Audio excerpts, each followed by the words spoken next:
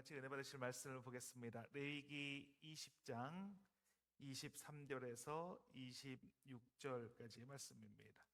레위기 20장 23절에서 26절까지의 말씀, 제가 가지고 있는 구약성경 178면에 기록이 되어져 있습니다. 구약성경 178면에 기록이 되어져 있는 레위기 20장 23절에서 26절까지의 말씀입니다. 레위기서 20장 23절에서 26절까지의 말씀, 우리 말씀 다 찾으신 줄 믿고 제가 먼저 한 절, 여러분이 한 절 이렇게 교독하며 읽도록 하겠습니다. 제가 먼저 읽겠습니다. 너희는 내가 너희 옆에서 쫓아내는 족속의 풍속을 따르지 말라. 그들이 이 모든 일을 행함으로 내가 그들을 가증히 여기노라. 내가 전에 너희에게 이르기를 너희가 그들의 땅을 기업으로 받을 것이라. 내가 그 땅을 곧 젖과 꿀이 흐르는 땅을 너희에게 주어 유업을 삼게 하리라 하였노라. 나는 너희를 만민 중에서 구별한 너희의 하나님 여호와이니라. 너희는 짐승이 정하고 부정함과 새가 정하고 부정함을 구별하고 내가 너희를 위하여 부정한 것으로 구별한 짐승이나 새나 땅에 기는 것들로 너희의 몸을 더럽히지 말라. 너희는 나에게 거룩할지어다. 이는 나 여호와가 거룩하고 내가 또 너희를 나의 소유로 삼으려고 너희를 만민 중에서 구별하였음이니라. 아멘. 아멘. 오늘의 말씀의 제목은 구별된 삶이라는 제목으로 말씀의 은혜를 같이 나누도록 하겠습니다. 여러분 코카콜라를 좋아하십니까? 예, 저도 느끼한 음식을 먹을 때 코카콜라를 가끔씩 먹는데 가끔씩 코카콜라를 먹으면 정말 이렇게 뭔가가 시원하게 이렇게 뚫어지는 듯한 그런 기분을 느낄 때가 있습니다. 이 코카콜라를 세계적인 음료로 성장시킨 사람이 있는데 그 사람이 바로 로버트 우드러프라고 하는 그런 사람입니다. 아틀란타에서 시작한 이 코카콜라 회사도 아니었습니다. 처음에는 아주 작은 약국에서 그냥 이름도 없이 팔리던 음료에 불과했습니다. 그런데 로버트 우드러프가 경영을 하면서 이 코카콜라가 폭발적으로 성장하기 시작했습니다. 이분이 우리가 한 번쯤은 들어봤을 법한 그런 예화에 나오는 아주 유명하신 분입니다. 어떤 노인이 공원 벤치에 앉아 있습니다. 그래서 말동무가 필요한 것 같아서 에모리 대학의 교수가 그 노인에게 다가가서 말동무를 해드렸습니다. 이런저런 이야기를 하면서 여러 번 그 교수님과 노인이 만나서 이야기를 했습니다. 그런데 이 노인이 바로 로버트 우드러프였고, 그리고 이 로버트 우드러프가 그 에모리 대학에다가 기부를 했는데 10조 원가량을 기부를 했다라고 합니다. 이 로버트 우드러프는 내 혈관 속에 피가 아니라 코카콜라가 흐르고 있다라고 이야기를 했습니다. 자신이 하고 있는 일에 대해서 사명감이나 그리고 또 무서운 집중력을 표현한 말이다라고 말할 수 있습니다. 이렇게 기업 총수가 사명감과 집중력을 가지고 있으니까 2016년 기준으로 그 코카콜라의 브랜드 가치가 70조 원이 넘는 그런 회사가 되었습니다. 이 이야기를 들으면서 많은 생각을 하게 됩니다. 왜냐하면 나의 피 속에는 과연 무엇이 흐르고 있나라는 질문을 하기 때문입니다. 내 피 속에는 과연 어떠한 열정의 피가 흐르고 있습니까? 여러분은 어떻습니까? 과연 내 심장에서부터 뿜어져 나와서 온몸 구석구석으로 전파되고 공급되어지는 그 열정의 피 속에 과연 무엇이 있습니까? 오래전에 뉴욕에 살고 있을 때 같이 살고 있었던 일본 룸메이트의 방 앞에 이런 문구가 붙어 있었습니다. You are what you eat. 당신이 먹는 그것이 당신입니다. 라는 그런 말입니다. 내가 먹는 것이 나의 건강을 결정하고 계속 먹고 있는 그것이 나의 성향을 결정하고 그것이 곧 내가 된다라는 그런 말 뜻입니다. 그렇다면 이렇게도 말할 수 있습니다. You are what in your blood. 당신의 피 속에 흐르고 있는 그것이 당신이다라고 말할 수 있을 것입니다. 매피 속에 이르는 흐르고 있는 내 열정, 내가 집중하고 주목하고 있는 것은 과연 무엇입니까? 요즘 말씀 먹기는 마가복음을 하고 있습니다. 마가복음 10장을 보면 이 종말에 관한 말씀이 나와 옵니다. 예수님께서는 이 종말의 때가 언제 올지 모른다라고 말씀하셨습니다. 자신도 모르고 오직 아버지 하나님만이 알고 계신다라고 말합니다. 그러니까 깨어 기도하라, 깨어 있으라 라고 그렇게 말씀하여 주십니다. 마가복음 13장 35절 말씀입니다. 같이 한번 읽겠습니다. 그러므로 깨어 있으라, 집주인이 언제 오는지, 혹 저물 때인지 밤중일지는 다굴 때일지는 새벽일지는 너희가 알지 못함이라. 이 깨어 있는 상태를 묵상해 보면 뭔가 집중하고 있는 상태입니다. 뭔가 의식하고 주목하고 있는 상태가 깨어 있는 상태입니다. 우리가 잠을 잘 때는 집중하지 않습니다. 그냥 놓아버립니다. 의식을 놓아버리고 주목하지도 않습니다. 그리고 아무것도 집중하지 않고 의식하지 않고 깨어 있는 상태를 우리는 멍 때리고 있다, 뭐 이렇게 표현을 합니다. 그러니까 깨어 있지 않은 상태다라고 말할 수 있습니다. 또 자기가 하고 싶은 일을 하는 것이 깨어 있지 않다라고도 말할 수 있습니다. 자기가 하고 싶은 대로 하고 살아가는 것이 잘 사는 것 같지만, 멋있는 것 같지만 사실은 집중하지 않고 의식하지 않고 있는 상태입니다. 우리가 살아가는 이 시대를 포스트 모더니즘 사회다라고 그렇게 말을 합니다. 사회의 질서를 거부합니다. 주목하고 의식하고 해야 하는 것에서 벗어나서 그것을 하지 않으려고 하는 사회입니다. 그리고 말합니다. 나는 내가 하고 싶은 거, 내가 하고 싶은 것만 하고 살 거야 라고 말합니다. 어떤 분은 이 포스트 모더니즘 시대를 머리에 꽃을 꽂고 살아가는 사회다라고 말을 합니다. 각자가 머리에 꽃을 꽂고 자기가 하고 싶은 일을 마음대로 하면서 살아갑니다. 그리고 사람들이 뭐라고 말하면 머리에 꽂고 있는 꽃을 그 사람들에게 보여줍니다. 나 머리에 꽃을 꽂았어. 그러니까 내 마음대로 해도 돼. 그러면서 자기의 소견에 옳은 대로 하면서 살아갑니다. 이것은 깨어 있는 것이 아닙니다. 깨어 있는 것은 집중하는 것이고 의식하고 주목하는 것입니다. 의지적으로 집중하고 의식하는 것입니다. 그 상태를 계속 유지하고 있는 것이 바로 깨어 있다라고 말할 수 있는 것입니다. 세상의 조류에 휩쓸리지 않고 내가 하고 싶은 대로 사는 것이 아니라 세상의 진리는 오직 한 분, 예수님. 그 예수님이 길이고 진리고 생명이다. 그렇게 외치며 그분께 집중하는 것, 그분을 의식하고 주목하는 것, 이것이 깨어 있는 것이고 이것이 바로 구별된 것이다 라고 말할 수 있습니다. 이렇게 살아갈 때 구별된 삶을 살아가게 됩니다. 다른 것에 휩쓸리지 않고 내 마음대로 살아가지 않고 멍하니 멍 때리고 있지 않고 세상에 살아가지만 세상과 구별된 삶을 살아갈 수 있게 되는 것입니다. 오늘 본문은 레위기입니다. 이 레위기는 가나안 땅에 들어가기 전에 하나님께서 이스라엘 백성에게 주시는 말씀입니다.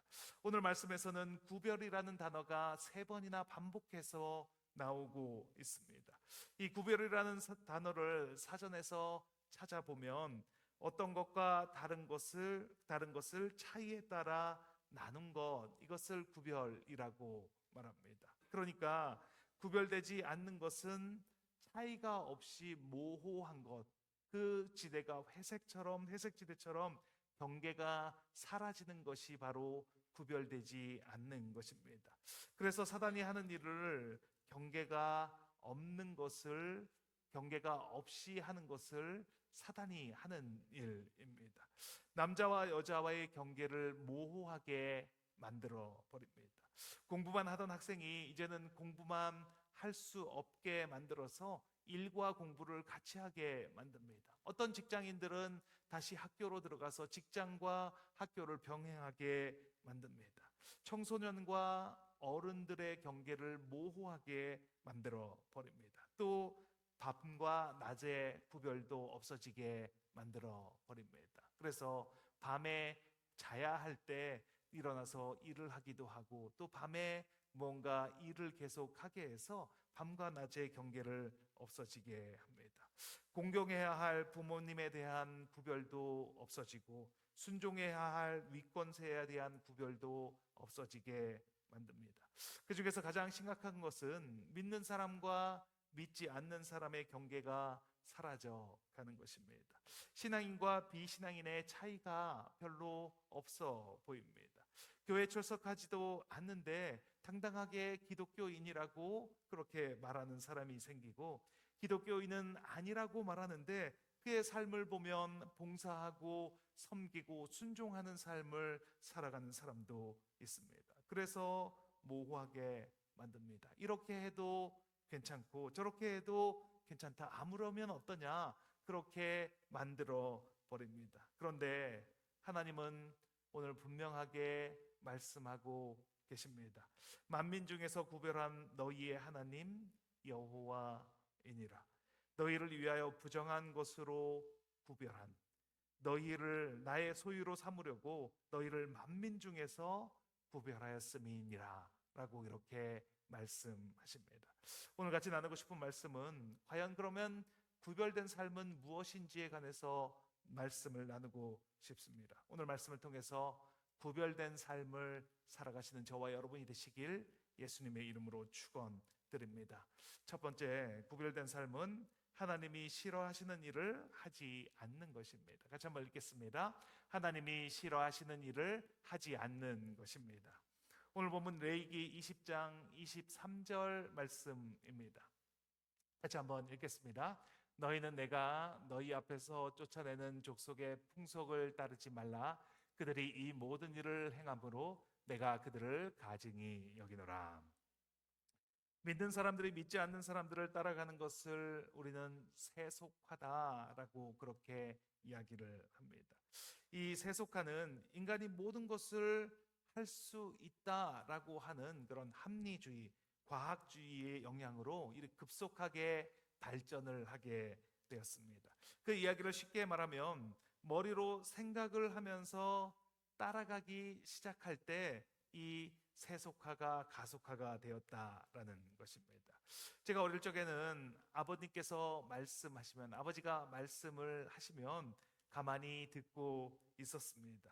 선생님이 말씀하실 때 듣고 있었습니다. 좀 말이 안 되는 것 같다는 생각이 들었지만, 그렇지만 예, 알겠습니다, 뭐 이렇게 이야기를 하면서 이야기를 계속 들었습니다. 그런데 요즘은 뭔가 이야기를 시작하려고 하면 먼저 따지기 시작합니다. 인터넷을 바로 찾아보고, 그리고 이거는 이래서 안 맞고 이거는 누가 말했는데 안 맞는다, 이렇게 반박을 하기 시작합니다. 그러니까 그 말씀을, 그 말을 들을 수가 없는 시대가 되었습니다. 세상에서는 명확하게 이것이 맞다, 틀리다, 이렇게 명확하게 구별할 수 없는 문제가 너무나 많습니다.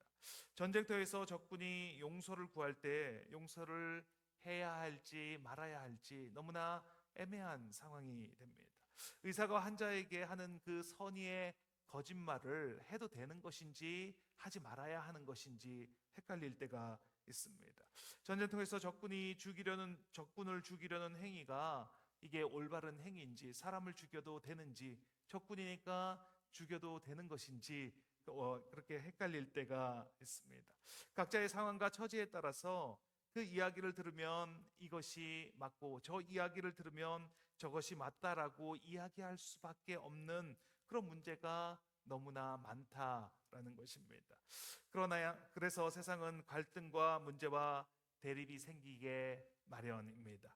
하나님께서는 이런 문제가 생기실 것을 알고 계셨습니다. 애굽에서 노예 생활을 하는 이스라엘 백성들을 광야에서 불러내셔서 바로 가나안 땅으로 들이시지 않고 시내산으로 인도하여 주셨습니다. 그리고 그 시내산에서 법률을 주십니다. 율법을 주십니다. 그리고 어떻게 살아야 할지를 알려주십니다. 너희가 이제 가나안 땅으로 들어갈 것인데 그곳에는 내가 쫓아내는 족속의 풍속을 따르지 말아야 할 것이다. 그런데 이스라엘 백성은 그 풍속을 따르면서 그 풍속에 젖어서 경계가 모호하게 살았기 때문에 사사시대가 시작이 된 것입니다. 지금 오늘을 살아가는 우리를 영적인 사사시대다라고 이야기를 합니다. 자기의 소견에 옳은 대로 행하는 시대, 자기의 소견에 어긋나면 진리도 말씀도 예수님도 다 필요 없는 시대, 그런 시대에서 구별된 삶을 살아간다는 것은 무엇이겠습니까? 사사시대에 미가라고 하는 사람이 있었습니다. 이 사람은 어머니의 은을 훔쳤습니다. 어머니가 은을 훔친 사람을 저주하자 자기가 그것을 훔쳤기 때문에 내가 훔쳤습니다 라고 어머니에게 말을 합니다. 그리고 그 훔쳐갔던 은을 어머니에게 돌려주었습니다. 그러면 어머니는 이 미가를 어떻게 대해야 하겠습니까? 당연히 그 미가를 불러다가 네가 왜 이런 짓을 했느냐라고 하면서 뭐 종아리를 걸어라 이러면서 회초리로 종아리를 쳐야 되지 않겠습니까? 그런데 그 어머니는 그 아들 미가를 칭찬해 줍니다. 그리고 복을 내려 줍니다. 사사기 17장 2절 말씀입니다. 같이 읽겠습니다. 그 은이 내게 있나이다. 내가 그것을 가졌나이다 하니 그의 어머니가 이르되 내 아들아, 내 아들에게 여호와께 복을 받기를 원하노라 하니라. 그리고 그를 위해서 우상을 만들고 우상을 섬길 제사장을, 그 가정의 제사장 레위 사람을, 레위 청년을 집으로 들여옵니다. 지금의 시대와 흡사하지 않습니까? 무언가 일이 발생하면 내가 가지고 있는 상식으로, 내가 가지고 있는 지식으로 판단을 합니다. 그리고 잘했다, 잘못했다 이렇게 판단을 하고 그것이 내가 잘한 일인 것 같으면 그러면 나에게 상을 줍니다. 하나님의 말씀과 상관없이 그 일을 하면 됩니다. 왜냐하면 그것이 내 생각에 맞기 때문입니다. 잘 한번 생각해 보십시오. 어떤 일이 발생했을 때 그 일을 말씀에 비추어서 이것이 맞는 일인지, 영적인 질서에 어긋나지 않는 일인지, 하나님이 기뻐하시는 일인지를 따져보고 결정하신 적이 있으십니까? 최근에 그런 경험이 기억이 나는 것이 있으십니까? 말씀에서 말씀하시는 마지막 서사는 사무엘 선지자입니다. 이 사무엘 선지자를 끝으로 사사시대는 끝이 나고 열왕기 시대가 시작이 되었습니다. 이 사무엘 선지자의 삶을 보면 영적인 어둠에 갇혀 있는 시대에 어떻게 하나님의 나라가 명맥을 유지하며 나아가는지를 볼 수가 있습니다. 사무엘 선지자는 미련하리만큼 하나님의 말씀을 곧대로 그대로 행하는 사람입니다. 한 번도 하나님의 뜻을 거스리지 않는 사람이 바로 사무엘입니다. 어린 시절에 엘리 제사장과 함께 있을 때 하나님의 음성을 듣습니다. 몇 번이고 엘리 제사장에게 가서 부르셨냐고 물었습니다. 그때 나중에 엘리 제사장이 눈치를 채고 아무래도 하나님이 부르시는 것 같다라고 생각을 하게 됩니다. 그러면서 이렇게 얘기를 합니다. 다시 그 음성이 들려올 때 하나님 말씀하옵소서, 종이 듣겠나이다 라고 이야기를 하라고 말해 줍니다. 그래서 하나님이 부르실 때 사무엘이 대답합니다. 말씀하옵소서, 종이 듣겠나이다. 그랬더니 하나님께서 엘리 제사장의 집안의 멸망에 관해서 이야기를 해 주십니다. 엘리의 집이 영원히 심판을 받겠다라고 말씀하여 주십니다. 그리고 그 집안은 죄는 속죄를 받지 못할 것이다 라고 그렇게 하나님께서 말씀해 주셨습니다. 그랬더니 사무엘은 그 말씀을 하나도 빼지 않고 엘리 제사장에게 그대로 전해 줍니다. 사무엘상 3장 18절 말씀입니다. 같이 읽겠습니다. 사무엘이 그것을 그에게 자세히 말하고 조금도 숨기지 아니하니.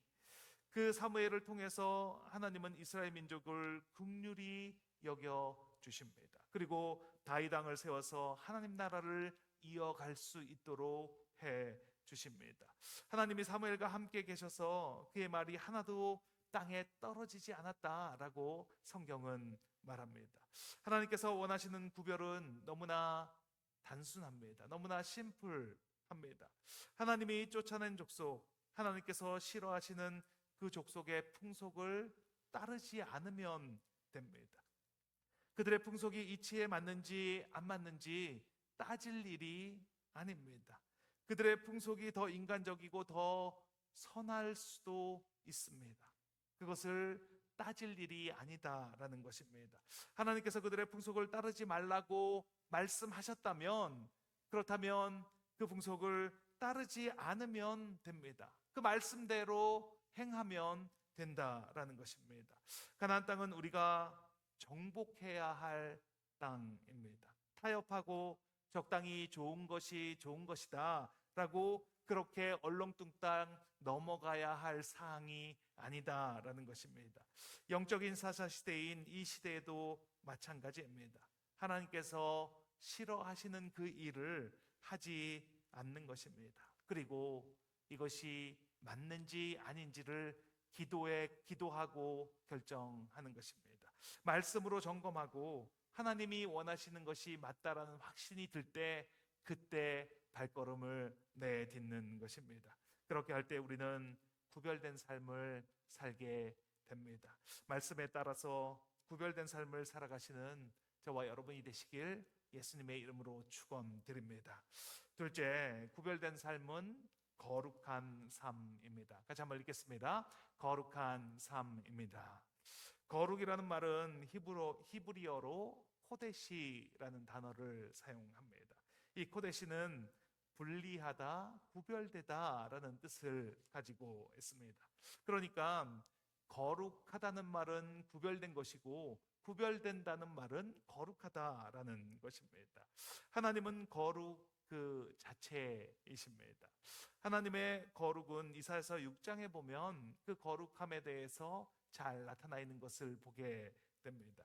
하나님이 보좌에 앉으셨고 스랍들, 그 천사들이 하나님 앞에 서 있는데 그 천사들이 날개가 6개가 있습니다. 2개는 자기의 얼굴을 가리고 날개 2개는 발을 가리고 2개는 날고 있습니다. 날면서 이렇게 외칩니다. 거룩하다, 거룩하다, 거룩하다, 거룩하다. 이렇게 말하는 장면이 나옵니다.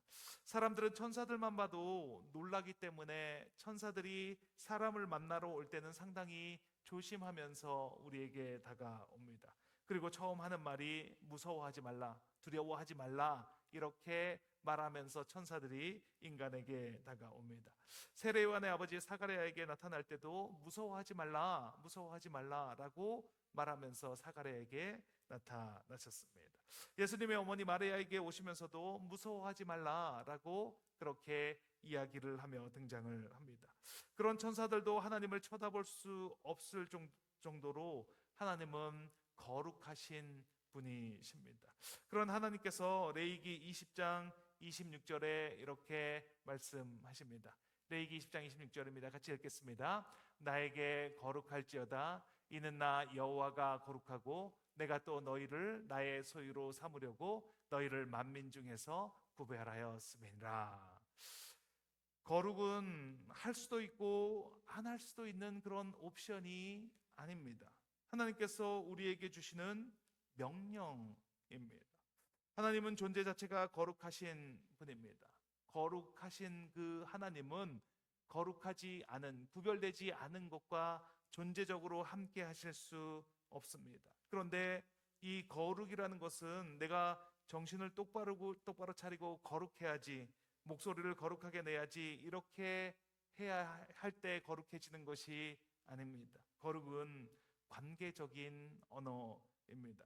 오늘 본문 26절에 너희는 나에게 거룩할지어다, 이렇게 하나님께서 말씀하십니다. 그 말씀은 무엇이냐면 나는 너희에게만 집중하고 있다라고 그렇게 말씀하시는 것입니다. 그러니 너희도 나에게만 집중해야 한다, 나만 바라봐야 한다, 이런 뜻이라는 것입니다. 예를 들어서 부부가 있는데 그 부부가 가장 거룩한 상태는 언제이겠습니까? 부부가 가장 거룩한 상태는 서로에게만 관심이 있고 서로만을 쳐다보고 있을 때입니다. 남편은 아내를, 아내는 남편만을 바라보는 상태가 그 부부가 가장 거룩한 상태라는 것입니다. 어떤 분이 나는 당신을 99.9%는 사랑하는데 0.01%는 다른 사람을 사랑하고 있어 라고 말하면 이게 말이 되는 것입니까? 정말로 부부라면 서로가 서로를 100% 사랑하고 있어야 하는 것입니다. 사랑이라는 것은 전부 아니면 아무것도 아닌 것입니다. 전부 아니면 아무것도 아닌 것, 그것이 바로 사랑입니다. 나는 당신을 79% 사랑했는데 이제 좀 더 사랑해서 86% 사랑해, 이런 말은 없다라는 것입니다. 사랑한다 혹은 아니다, 이렇게만 말할 수 있는 것이 사랑이라는 것입니다. 그것과 마찬가지로 하나님을 향한 사랑도 똑같습니다. 하나님을 사랑한다 혹은 사랑하지 않는다, 이렇게 구별이 되는 것입니다. 하나님께서 내가 거룩하다라고 하시는 말씀은 나는 너희들을 100% 사랑한다, 나는 너희들만 바라보고 있다, 나는 너만을 주목하고 있다 라고 말씀하시는 것입니다. 그 증거가 무엇입니까? 나를 살리기 위해서 예수님을 이 땅 가운데 보내주신 것, 그것이 바로 그 증거라는 것입니다. 나 같은 인간을 살리기 위해서 예수님을 보내주셨고, 그것으로 끝난 것이 아니라 그 예수님이 십자가에 죽으시면서 하나님의 사랑을 확증하여 주셨습니다. 나는 너밖에 모른다, 나는 너밖에 없다, 나는 내가 전부다, 이렇게 말씀하신 것이 바로 예수님의 십자가의 죽으심이라는 것입니다. 우리가 이것을 하나만 제대로 이해하고 이 세상을 살아가면 다른 곳으로 눈을 돌릴 수가 없습니다. 아무리 유혹이 찾아오고 세상에 유혹이 아무리 달콤하게 찾아온다고 하더라도 우리는 예수님만 바라보며 살아갈 수 있습니다. 그러니까 우리가 거룩한 백성이 되었다는 것은 다른 것에 조금도 관심이 없고 하나님밖에 모르는 상태가 되었다는 것, 그것이 바로 거룩한 상태가 되었다라는 것입니다. 하나님은 그렇게 말씀하셨습니다. 나는 너만 바라볼 테니 너는 나만 바라보아야 한다라고 말씀하셨습니다. 요한복음 17장에서 예수님께서 이렇게 말씀하십니다. 요한복음 17장 19절입니다. 같이 읽겠습니다. 또 그들을 위하여 내가 나를 거룩하게 하오니 이는 그들도 진리로 거룩함을 얻게 하려 함이니이다 라고 말씀합니다. 우리가 하나 된 것 같이 그들도 하나 되게 하려 함이니이다. 예수님은 나만을 바라보시고 이 땅에 오셨습니다. 그리고 이제 막 십자가를 지시기 전입니다. 나는 이 땅을 살고 있는 하나님의 자녀를 사랑합니다. 나는 그들만을 바라봅니다. 그 이유는 그들도 나처럼 아버지만을 사랑하는 그런 진리로 거룩하게 된 자들이 되기를 원하기 때문입니다. 아버지, 우리가 사랑으로 하나 된 것처럼 이들도 우리와 사랑으로 하나가 되게 하여 주시옵소서. 우리가 다 거룩함에 함께 들어가기를 원합니다. 아버지가 나를 사랑하신 것 같이 아버지가 이들도 사랑하신 것을 알게 함이니이다 라고 그렇게 말씀하여 주십니다. 거룩하다는 말을 어렵게 생각하면 어렵습니다. 그런데 쉽게 생각하면 아주 쉽습니다. 나는 하나님만 사랑합니다. 나도 하나님처럼 하나님만을 바라봅니다. 이것이 바로 거룩이라는 것입니다. 영화 아바타에서 나비족 행성의 아바타들은 인사를 이렇게 합니다. I see you. 나는 당신을 봅니다. 이렇게 말합니다. 그리고 사랑한다라고 이야기할 때도 똑같이 말을 합니다. I see you. 나는 당신을 봅니다. 이렇게 말합니다. 나는 당신을 봅니다 라는 말이 당신을 사랑합니다 라는 말입니다. 왜 그렇습니까? 다른 것을 보지 않고 나는 당신만을 바라봅니다. 전적으로 당신만을 바라보고 있습니다 라고 이야기하는 것입니다. 그것이 바로 사랑이라는 것입니다. 오직 상대방만을 바라보는 것, 다른 것 하나도 보이지 않고 오직 상대방만을 바라보고 있는 것, 그것이 바로 사랑이고 거룩이라는 것입니다. 어떤 결정을 할 때도, 무언가 준비를 할 때도, 뭔가 일이 잘 풀리는 문제 앞에서도, 잘 안 풀리는 문제 앞에서도, 그리고 인생의 가장 좋은 순간에서도 나는 하나님만 바라봅니다. 그것이 나를 이 땅에 태어나게 하신 그분께 감사하는 것이고, 그분으로 인해서 내가 이 자리까지 올 수 있었다는 것을 고백하는 것입니다. 그리고 그 삶을 노력하고 실천하는 것, 그 삶이 바로 거룩이라는 것입니다. 우리 모두 거룩한 삶을 살아가시는 저와 여러분이 되시길 예수님의 이름으로 축원드립니다. 이 시간 같이 기도하는 시간을 갖도록 하겠습니다. 가만히 있으면 세상으로 끌려갈 수밖에 없는 그런 시대를 살아가고 있습니다. 영적인 사사시대에는 아무것도 하지 않고 있으면 세상과 섞여지게 되고 그 경계가 모호해지는 그런 시대를 살아갈 수밖에 없습니다. 의지를 가지고 구별해야 합니다. 세상 속에서 살아가지만 세상과 구별된 삶을 살아야 합니다. 하나님께서 말씀하십니다. 너희는 나에게 거룩할지어다. 거룩이 구별되는 것입니다. 거룩한 것이 분리되는 것입니다.